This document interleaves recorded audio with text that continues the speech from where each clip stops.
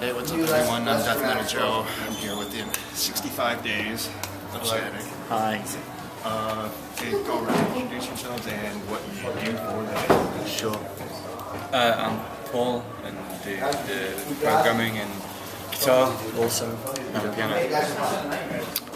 Yeah, and I'm Joe and I play the guitar and sometimes the synth when they make me. Okay. So you are currently on tour with Caspian in the US. How's it going so far?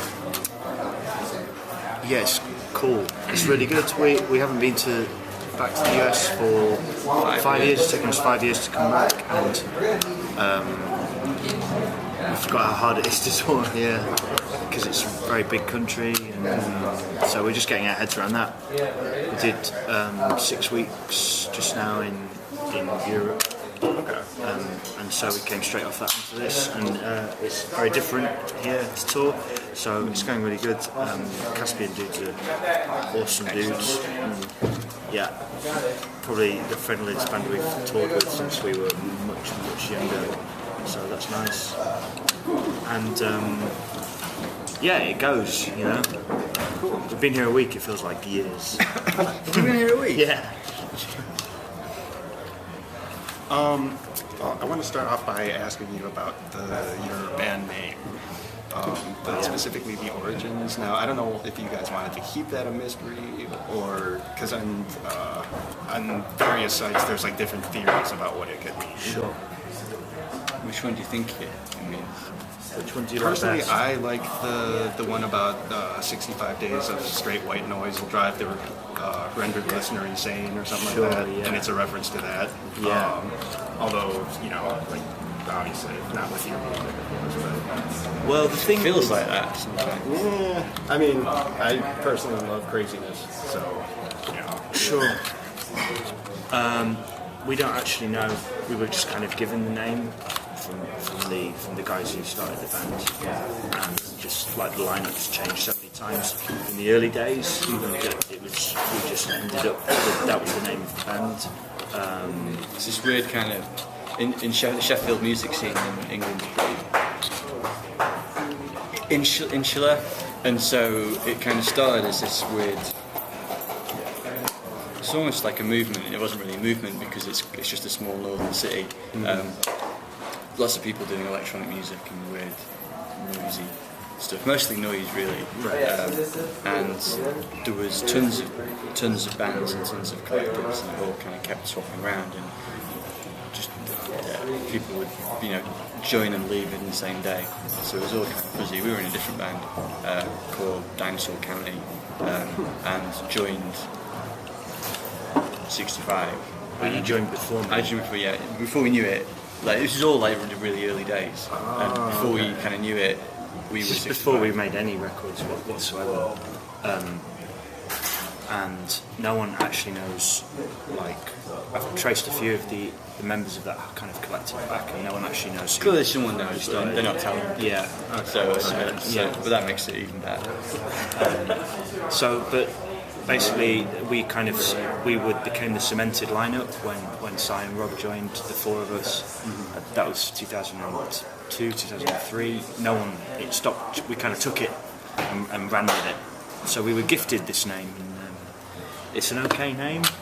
A bit too long. It's a long Too name. many syllables. Yeah.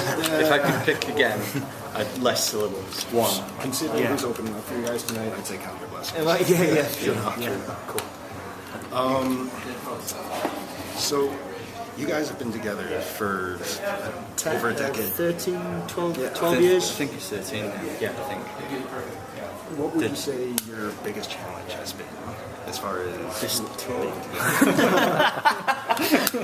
Yeah, it does feel like that. Yeah. Honestly, probably just the realities for any band like us who's not like super huge band, of just keeping it going is like a huge full-time thing. So like when you make that, it was probably about 7 years ago where we made the switch from. We stopped doing the kind of rubbish day jobs that we would find and work and then quit to go on tour, and then come back and find a different job and do it all again, and then go on tour again. Right. Like we did that for the first 6 years of the band, and then there was a moment where we switched it and became incredibly poor, but satisfied. yeah, like did 65 full time, and it's the only. I think it's the only way we managed to push through. Well, you know, evolve our sound and become a better band, and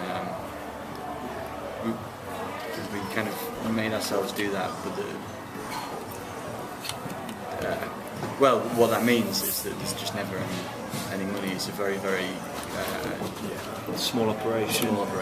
Yeah. Kind of live from month to month. I'm certainly not complaining because it's the best job in the world, but it never gets easy. So well, that's the way it should be, really. Yeah. One of the biggest. We've never really struggled as a band to be friends or to find inspiration because we're pretty on top of. We understand how lucky we are to be doing this. I guess one of the biggest things that I've struggled with, I think all of us probably have struggled with in recent years, is kind of like whether doing this is kind of contributes enough to how fucked the world is. You know, like it can often seem like a fairly selfish enterprise. We're certainly part of a very Western, very capitalist paradigm, and that seems to be It's all fucked, isn't it? it's all fucked, you know, that side of things, and then increasingly, you know, the third world or whatever you want to call it is, you know, like as a species we seem to be facing so much more problems than how a band puts petrol in the tank. So that has been an interesting one. Growing older, I think in our early 20s and stuff, we were completely kind of like had that fire and sense of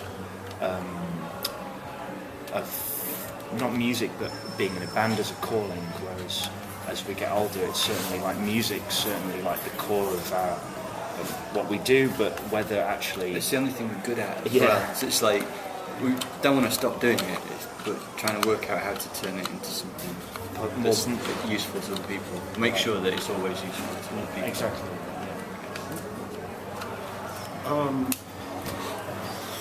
If we could talk about your creative process, I mean, yeah, the few people that I've tried to show your music to, you know, the first question is, what do they play?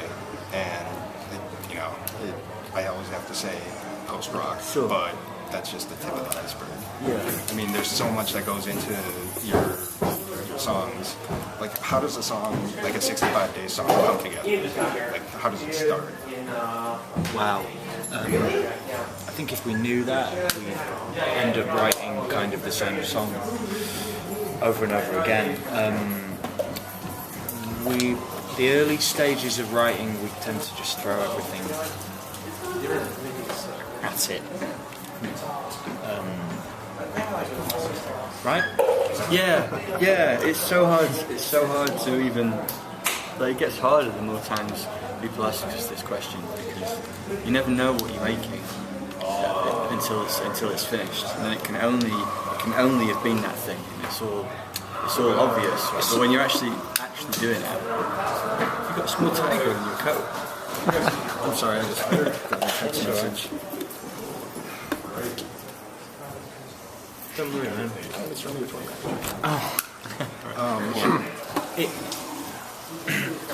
It's like a magician doing tricks, right?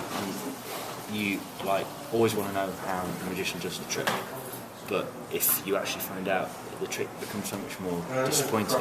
Except we don't know how we've done the trick either, right? It's like, And we don't even know what trick it is. exactly. We're trying to So perform. it's that kind of blindness. It's a really bad analogy. And, yeah, and kind of spent some time feeling bad about not being able to explain that in interviews, but actually, we don't have to. You know, it's like you don't. The reason you're doing it, you don't have to be able to explain why what you do works, because it's really exciting that no one really knows. It's almost like that's the definition of dangerous. a creative process is making up in your own way, right? Because if you're following instructions, that's not creating. following instructions. Following instructions. Well, everyone does have their own like style of the way they're Sure. talking. Okay. Sure. Like the Yeah. actual. I guess we rent a room that's really cold in winter, really hot in summer, and too small for 4 people to stand in. We fill it with all the instruments we can, lock the door, we fight, and we come out with the record after about 6 to 18 months. That's kind of how we do it. Well, Like- a couple of your albums, I know you said you recorded in like what, a week? Oh, the sure, recording the part is recording, always yeah. very short because that's the most expensive. Yeah. You never have much time in the studio. Right. So yeah, the Fall of Math we made in, well, we did the initial session in 4 days, and then we added another session to it. But this is like a million years ago, so our whole process has changed. But I mean, it's a learning curve for us really, so as it should be. So the last record was probably the highest production value that we've been able to afford. We recorded it in a studio in England, in the middle of the countryside. It was with our friend Dave, who's a producer. And then we mixed it in Glasgow with a guy called Tony Dugan, and then it was mastered at Abbey Road, which is, well, yeah, I mean, It's a sign of the it's a times. sign of the times. It's like it's cost us a particularly huge amount of money to do that. The music industry is falling apart, so everyone wants work. So that in itself was really interesting. That actually, as the kind of major label, big studio system in England crumbles, bands like us can kind of afford to use them. The studio we were in was way out of our price range, but whatever. I mean, probably shouldn't say this on interview because the people who own the studios, and it's like, but it's a nightmare for everybody. You know? It's like, so yeah, sure, but you know, you can The saddest thing though is the difference between studios still and a kid with a laptop. Yeah. It's brilliant to make music on a laptop and the power that has. There's things that you can do in a proper recording studio that you really can't do. And, I'm certainly not any kind of like Luddite, old-fashioned analog purist, but just the difference in being able to do that versus GarageBand or Pro Tools on your MacBook. It's not the same. Now there were a couple releases that you had that I was personally curious about. One was in September 2009, Slaughterhouse 5. It was a BBC Three radio broadcast, and it said that you guys did the score for it. That's right. I mean, I'm assuming it wasn't just them taking your music and throwing it on there. There was an element of that. They used some tracks that we'd written previously, and they used it because the people who were producing it knew the music, and then we did a small amount of original stuff, but it's very ambient. It's it's real soundtrack work as opposed to actual song structures and stuff. So yeah, that's how that happened. Yeah. Is that actually available for sale anywhere? Well, it's BBC, so in England, you can listen to it. I mean, I can get you a copy, but no, I don't think it's available to buy. No, I mean it's a BBC adaptation, and I don't know if you know the BBC is like. It's the whole of England, Britain owns it. It's kind of state media, but it's huge, and it's kind of failing now as well. But so they don't kind of sell things. Okay. It's kind of. Yeah. I mean, the only exposure I've had is like listening to nerdy stuff on Radio 4. Well, so, exactly. But that's I what didn't they know do. how, So how it all operates right. in the business. Sure. Yeah. Because I definitely wanted to check that out because I'm all about it. It's a really good adaptation. Yeah. I have it on my laptop. You can. Do you have a USB stick? I actually have my laptop with me. Okay, great. Well, we'll sort that out. Yeah. But unfortunately for everybody watching or listening, are you Watching and listening. watching and listening? It might be harder to get hold of. Well, they can get it from me. But you know It's what? okay with you. Yeah, of course. They should read the novel as well. Right? It's an amazing book. Yeah. And Kurt Vonnegut is one of your greatest writers. Amazing writer. Yeah. Yeah. Cool. Now, there was a song that you did called "The Conspiracy of Seeds." Now, this hit me personally very hard because being a metalhead, as soon as I heard the screaming, I was just like, "What is this?" Right. Volume up. Yeah. What brought that on? Our flatmate, housemate, years and years ago, really into his music. He introduced us to this band, Circle Takes the Square, from Gainesville. Is that right? I think. Oh man, yeah. No, I don't know. I can't remember. I think they are. Anyway, band called Circle Takes the Square. Jones, where is Circle Takes the Square from? Just outside Atlanta. Gainesville? No. Atlanta, Georgia, yeah. Anyway, they're brilliant. They wrote this record called As the Roots Undo. Do you know Circle Takes the Square? I know the name, just not the music. Right. And that record was just on very, very heavy rotation in the house that me and Joe lived in, and Neil, our friend, and a few other people. We'd just made the Fault of Math, I think. Yeah. So it took us a few years to kind of... and there was some back and forth emails, and I think... Well, also at some they point- toured England, right? I went to see them. They toured England, Yeah. which was amazing. Yeah, I think our friend sent them our album just because he thought they'd like it, and they did like it, and he kind of entered into some correspondence. So we just asked them, really, because that album was a really big deal for us. And I don't think it was like a huge, it's like all of us making music. It wasn't a huge album for the world, but for us, where we were at, we were really into it. So they were these distant people, and we just kind of talked to them about doing it and sent them. And then we were in the studio. I can still remember that day. Yeah, it was great. We were making the Destruction of Small Ideas is the record that the song you're talking about's on, and we were in Scotland making this record, and we were it was a really very hard session. We had limited time and stuff. Anyway, we'd sent them some lyric ideas and some music, and, like where we wanted them to, and they kind of came back via the internet. Can you imagine doing this in the 60s? You'd have to wait for it to be posted. Oh yeah. But then, like the first 4 minutes of the track, it was them doing like Harry Potter impressions. Yeah, and stuff. yeah, It was just like around. and trying to sing it. Well, it just wasn't very good. And we're all listening to it, going, I'm not sure about this. Don't know what to do. And they fucking nailed it. Yeah. We didn't change anything. I don't think.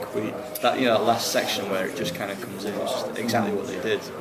Oh man. Well, it sounds great. Well, respect to them, really. They did it. It's cool. It was really cool. Yeah.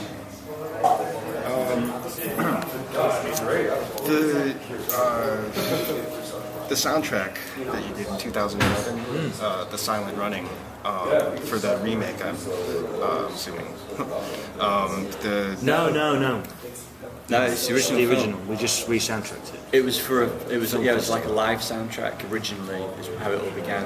There's a big. You weren't like directly involved. No. Okay. There's a trend. I don't know if it happens over here, but there's a trend in Europe at the moment for.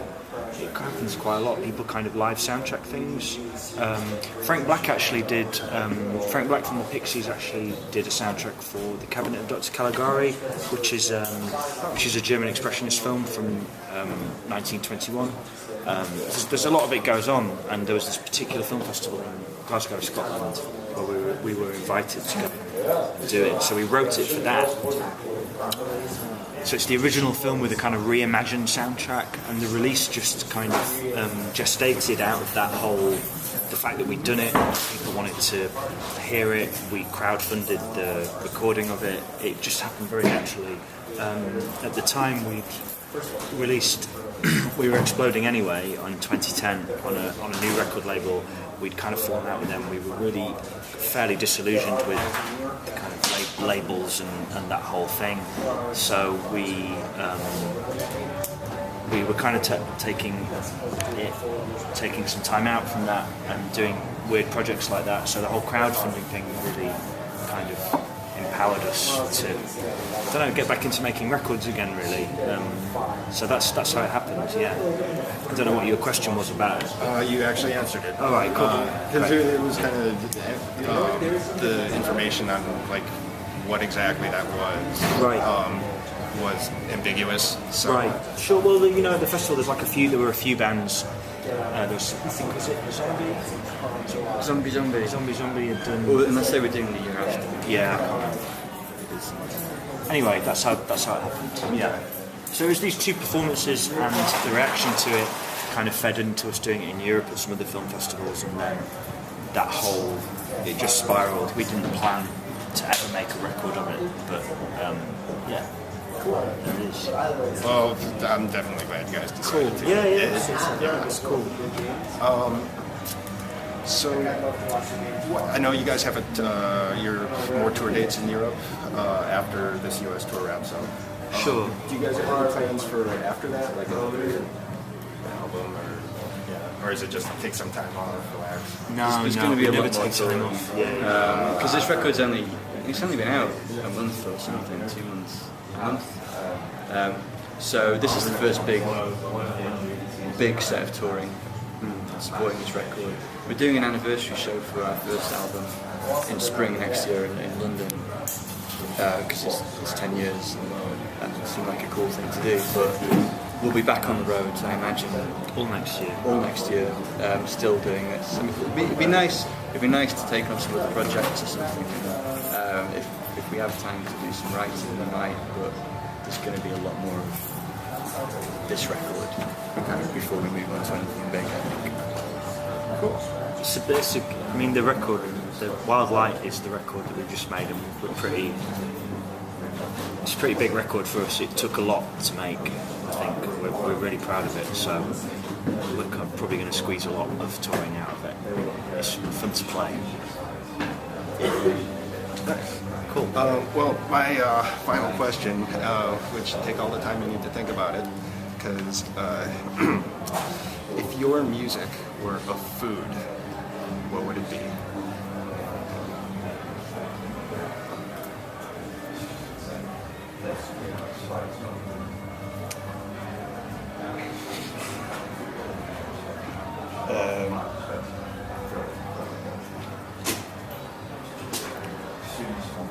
I don't know, what other answers from other bands have you had? What does it mean to the reader, to Watcher. what? The watcher, the viewer. The viewer? Yeah. How is this information valuable? Well, I can say that it is more than just a laugh. It's a different perspective on your art and the way you view your art, the way we view your art. Through the use of like whatever analogies that Sure. with it. Sure. As far as other bands, actually, you guys probably know about Anathema. I know the name. Okay. The singer from that band said that their band depends on your gender. Because if you're a lady, then it's probably something like ice cream or vodka, something that makes you cry or tingle and feel all warm and fuzzy inside, makes you cry. But go on. There's another band called Catatonic. Yeah.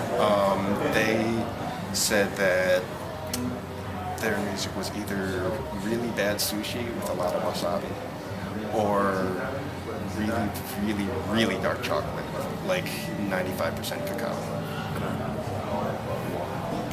Oh. Man.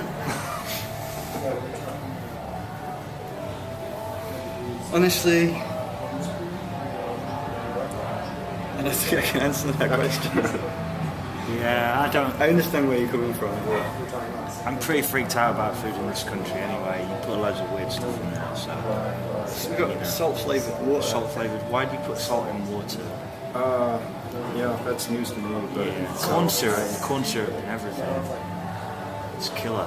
It's fucking killer. It makes you feel weird. Yeah. Food's an interesting thing.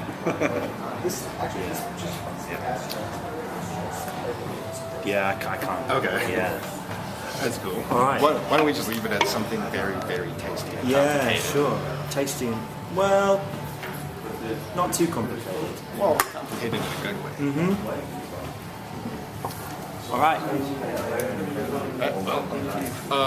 If you're interested in more about 65 Days of Static, you can check them out at 65daysofstatic.com or just Google them. They're on Facebook, Twitter, all that stuff. So I'm Death Metal Joe signing off. Cheers. Bye, Death Metal Joe. I'm 65 Days of Static Joe signing off.